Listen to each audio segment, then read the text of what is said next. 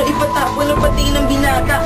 Enero rin daw nabitayin ng 3 martil sa Cavite at tilak na bibitayin din si Basilio. Past this all kung hindi mo maghin kay ni Kapitan Chaco. GM shooting mode text po. Huli! Huli! Huli! Sinising ka! Huli! Huli!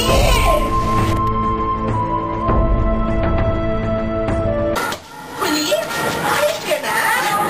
Tulungan natin ni Basilio, my love! Mag-Valentine's pa raw na magre-regalo sa akin. Mag-ice skating pa naman kami sa MOA. Teka, tatawagin natin ang clerk.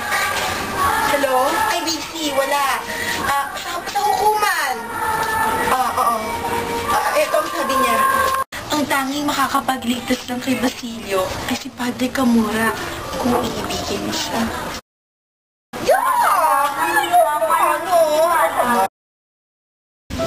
Kahit naman si Padre Camora, alam kong hindi ka nasasaktan at malaking may tutulong niya kung pupunta tayo doon. Masasaktan ka man niya, alam kong hindi ka gagawin sa harapan ko yun. Di ba?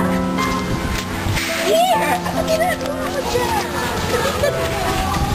At kaya yan, Puli. Hindi ka nasasaktan. Ang para kay Basilio, gagawin ko. Mabuti.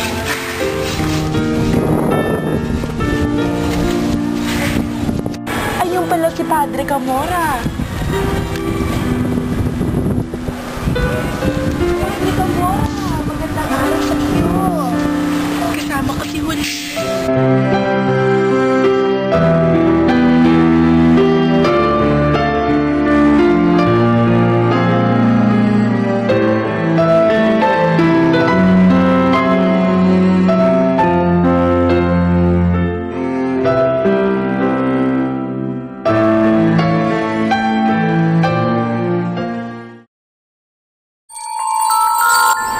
Father, saan tayo pupunta?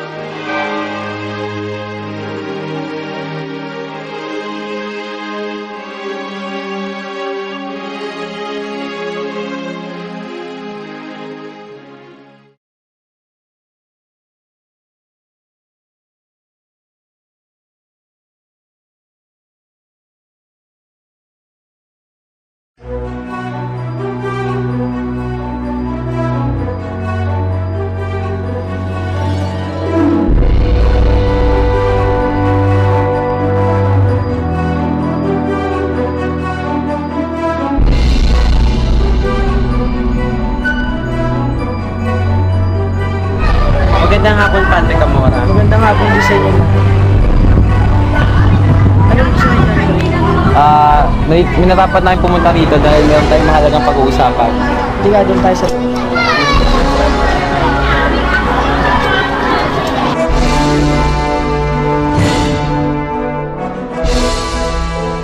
Mga kapurian. Sandali lang. Dalo ko na, Padre Camora. Huwag ka nang bibigla sa sasabihin namin, paparating namin sa'yo na nakarating na sa amin, lalo na sa akin, ang pangahalang ginawa mo na sa isang dalagitan na nangalang huli. Yung totoo yun. Binibita mo sa akin, ba? Yun yung matas. Alalahanin mo, mga pari tayo.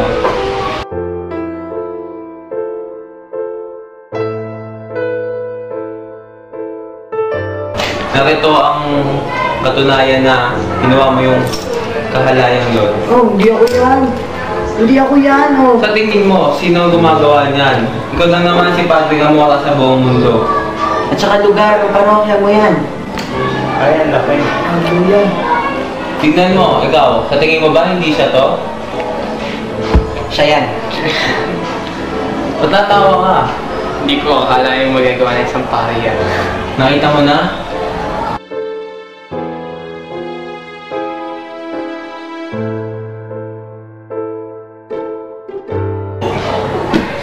Wala akong magagawa kundi bigyan ka ng kaparusahan. Kapag yung kumalat, malilintikan tayo. Lahat tayo pwedeng mapahamak.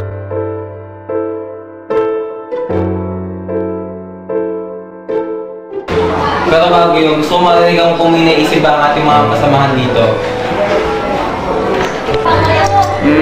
Ibitay. Good idea. Bitayin. Ayon sa kasulatan, kung anong dahilan ng iyong pagkasala, putulin mo ito. Putulin ang kanyang ulo. Putulin. Ba't puro putulin ang naiisip nyo? Hindi ba ang bagay na yan ay may laban sa utos ng Diyos na wag pumatay? Kung yan ang naiisip nyo ay hindi ko mapapahintulutan. Matagal ko na rin itong naisipan na parusahan si Padre Gamora. Mas mabuti pa, ilipat natin siya ng parokya upang sa gayon ay hindi na siya makagawa ng kalokohan sa kanyang parokya ngayon. Sang-ayon ako doon. Ganda idea yan. Oh, sige. Isusulatan ka na namin or i-text ka na lang namin kung saang parokya ka dapat i-destino.